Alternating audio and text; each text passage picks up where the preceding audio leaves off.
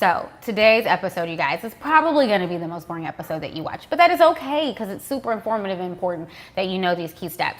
And your transition of trying to figure out how to cook more efficiently and how to even put cooking into your daily regimen of your busy life, whether you're an entrepreneur or whether you're just on the go, going back to school, a parent, there's too many obstacles. And so we want to help streamline that. So we're going to have a lot of fun today. We're going to be making some marinades as well as some seasoning mixes. And the great thing about the seasoning mixes are you stop spending all that money at the grocery store and paying someone to make the seasoning for you, and then you get to make them yourself and you get to customize them. So if you don't like your seasoning to be spicy, don't add the spice. You don't want your seasoning to be salty, don't add the salt. We can do all of that fun stuff, and we're going to make some base seasonings today. They're going to make cooking a lot easier. So for me, I would say the key ones that I always have to have in my kitchen are a Hispanic seasoning. So for my Mexican food or Latin food, I always can do that. And then I can make it without the spice and then add the spices I need to based on the dish. We're going to make an Italian seasoning as well. So there's lots of fresh herbs. It's going to be great for any of your Italian foods. We're going to make a kind of a across the board American. So this will be good for burgers, for steaks, for chicken, for all those simple things that you just want to add a little seasoning to, but you don't really know what you want to eat. It'll be perfect for that. And then the last one is really probably my signature seasoning.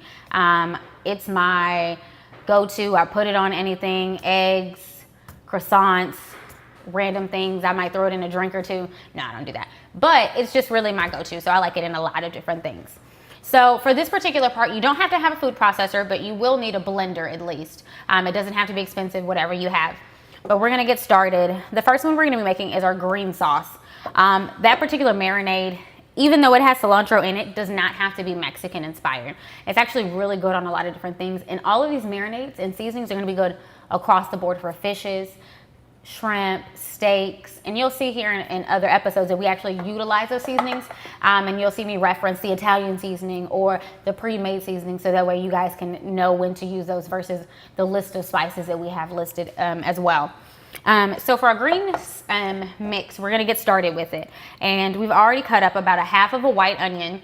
So we've got all of that in here. We've got about 5 cloves of fresh garlic. We really wanna make this, in your opinion, it probably would be over seasoned in a sense, or overly oniony or overly garlicky, but we wanna be over the top with this because that way when we add it to meats, very last minute, if you're coming home from work and you only got 30 minutes to marinate, that it has that opportunity to really penetrate the meat. So we want to do all of that. We've got some bell pepper in here that's green, some cilantro, some jalapeno. Like I said, you can add the spice or take away. That's up to you. So we're going to just kind of dump all of that into our food processor. And then our next 2 green things, we've got lime and avocado. And the avocado gives it a really nice creaminess. Now what's great about these marinades are they can keep in your refrigerator for up to 2 weeks, but they can also freeze for up to 2 months. So that's the really nice part. So if you make some, you can freeze half of it, refrigerate the other half, and you're able to use it all the time. You don't have to kind of commit to it. It's really nice that way. Get all that lime juice in there. Now this acidity is important because that's what penetrates your meat in short-term cases. So we've got a nice avocado. Hopefully it's ripe, you guys. I kind of stink at picking avocados, to be honest. It doesn't look too bad. It doesn't look too bad. And so I'm actually pretty lazy, so you can scoop it out with a spoon. But I just like squeeze it in there because then I don't get my fingers dirty and then I don't have to use a spoon. I'm done. So the trick with this, be careful if you're not an avid knife user, but you just want to take it close, especially if you don't use knives very often, and just hit your avocado pit and then twist a little bit. It should come out pretty easily. And then you can use whatever bowl that you have on the side that you just dumped in there to take it off. Keeps it simple. You don't have to touch the blade and keeps the mess away. Clean hands. So we'll squeeze in the other half of that avocado. This is going to keep it super creamy too, so that you can even use this for a topping if you don't want to use it as a marinade. I just put it on everything, to be honest. So we'll throw that in there. We're going to pop our lid on. There we go. Locked into place. And we're going to get this started. It'll be a little loud, guys, so give it a few moments. Now, as it is blending, or mixing per se, we're going to add some olive oil. We're going to add about 2 tablespoons of olive oil to this.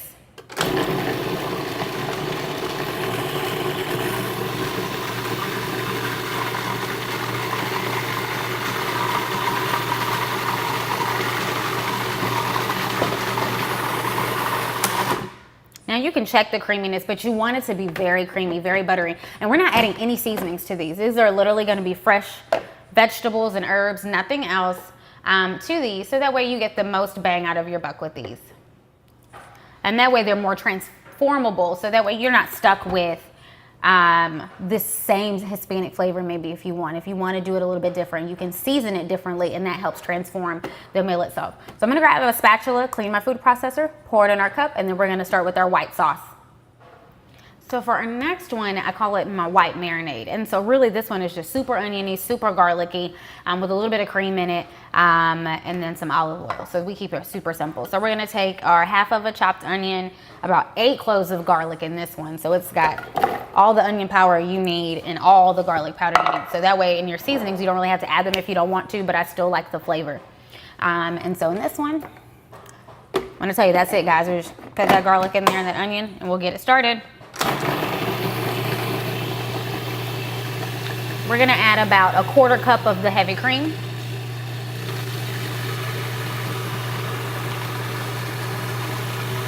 We're gonna add about 4 tablespoons in this one of the olive oil.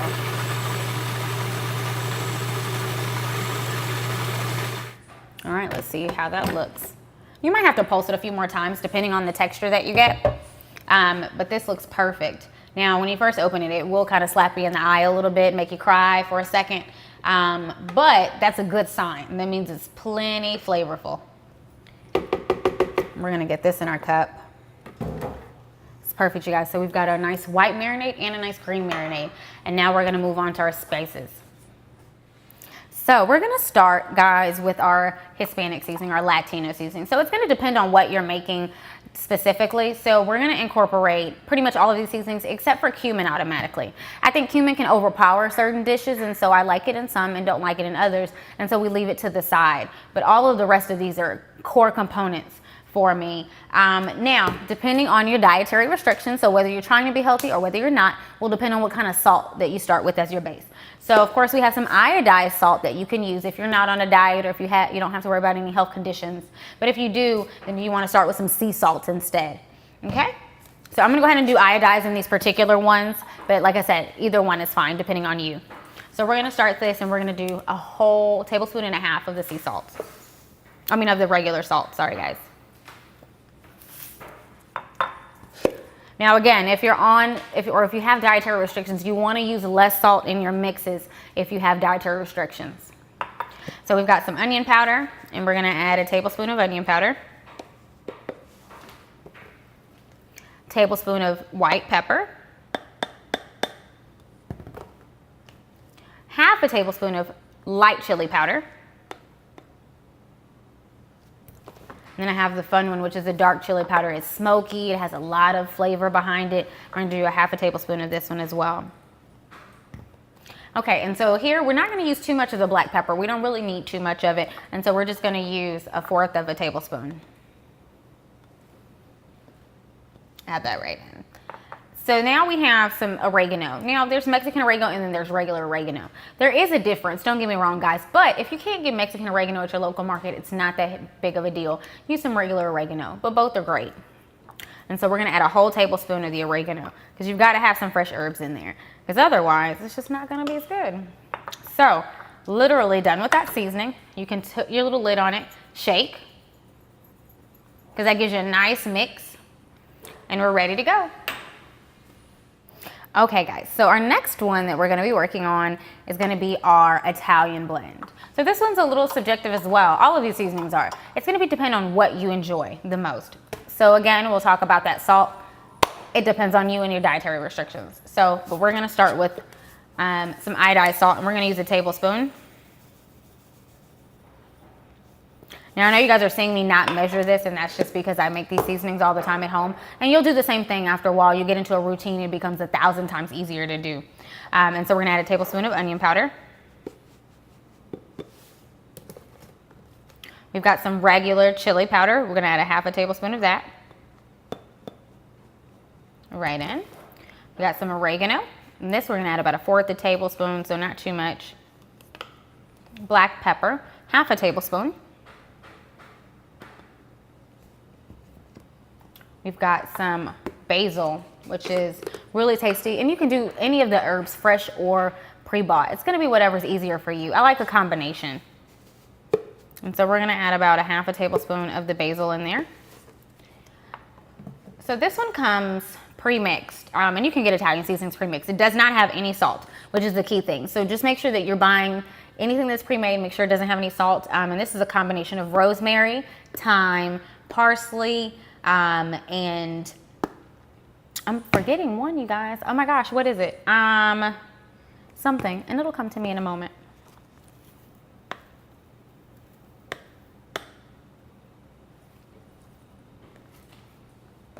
Oh, basil. It's got basil in it too, but we already added some other basil, but it has basil in it as well. Now, for me personally, you can leave it just like this, and this is gonna be perfect for your Italian dishes, but I like a little more spice in my meals, so I'm gonna add some red chili flakes. This adds a whole bunch of umptiousness to anything. I think it's like, you know, I don't know, like the red version of crack, you guys. It's really good. Like, I don't know if I can put it on everything. It's so good. So this you want to be very sparing with though, because add a lot, you get a lot of heat. It's pretty much just that simple. So for this, we're going to add just 1/8 of a tablespoon. We want to be very lucid with it. But feel free in anything that you're cooking. If you taste it the first time you make the seasoning and it's not hot enough for you, add more. So we've got that mixed up. We're going to put the lid on and shake away. And now we've got a really nice Italian blend seasoning with a lot of herbs. So next we're gonna make our everyday seasoning. So this is gonna be perfect in very simple dishes. Eggs, if you're wanting to season something very lightly, this is gonna be that perfect go-to. If you're just trying to cook a little something simple, like a little steak, even though I have a steak seasoning, this is gonna be great on that as well. This will be good on pretty much anything seafood if you're just kind of looking to do a quick seasoning for it without having any, maybe the word is given direction. There we go. Without having any given direction, you just know you want to eat and you just want to throw some seasoning on it. So this will be perfect. So I'm going to start again with the iodized salt in this particular one, and that's a tablespoon. Now we've got some white pepper, and we're going to add 1/4 tablespoon. We have some paprika, and that's going to be 1/4 tablespoon. The chili powder, I'm sorry, the cayenne pepper. Very sparingly as well. Spicy, but you want a little umph in there. So we're gonna add, I'm not even gonna pour it in like the rest of them, you guys. I'm gonna literally just pick up a little dab in my hand and throw it in there. That's all you want. So now we've got some onion.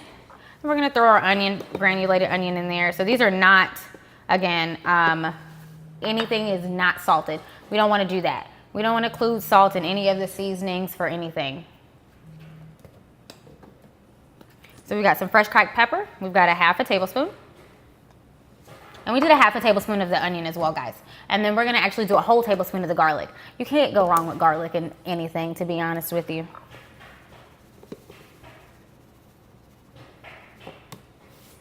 Okay, so this is gonna be our put it on everything seasoning, really basic, no herbs or anything, so no particular direction, any different way, but ready to go. Give it a quick shake. And this would be what you would say is you would substitute for what maybe you'd buy at the store for your basic seasoned salt. This is what you substitute with. And like I said, this way you can control your salt content based on your dietary restrictions. Okay guys, so this is our last one, I promise. I'm not gonna make you do anything else after this. So this one is gonna be our steakhouse blend. So this is gonna be really good on hearty foods. So steaks, if you're making pork chops, this is real flavorful. This will be also great on anything you put on a grill. So if you're wanting to grill ribs or things like that, these are gonna be, this is a heartier rub for you. So we're gonna still start with that same tablespoon of salt in the bottom. So we're gonna just add a dash of cumin. It has a nice smokiness to it, but we don't wanna overpower it. So we're gonna just put just a little bit in there. Put that to the side. Paprika, we're gonna add 1/2 tablespoon. White pepper, we're gonna add 1/2 tablespoon. Onion powder, we're gonna add 1/4 tablespoon.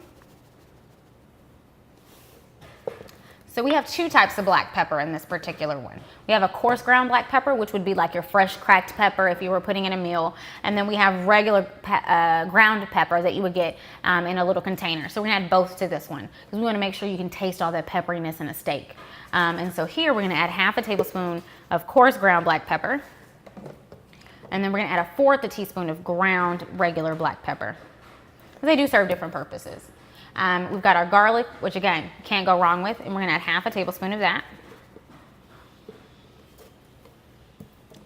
And then for the cayenne, again, based on your seasoning preference as far as spice, but for me, I like it, so I'm gonna add a nice pinch of it in there, but not too much.